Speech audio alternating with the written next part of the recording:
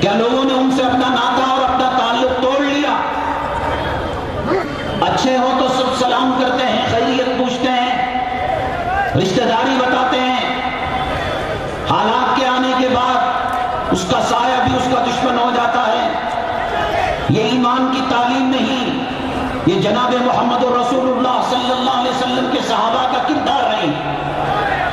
کیسے کیسے حالات آئے، حضرات صحابہ کرام رضوان اللہ تعالیٰ عنہم اجمعین نے کس طریقے سے رسول اللہ صلی اللہ علیہ وسلم کا ساتھ دیا۔ حضرات، سال میں ایک مرتبہ 12 ربیع الاول کو جلوس نکال لینے سے، نعرہ بازی کر لینے سے، پرجوش تقریریں کر لینے سے کوئی نبی کریم صلی اللہ علیہ وسلم کا سچا محب اور سچا عاشق نہیں ہو جاتا۔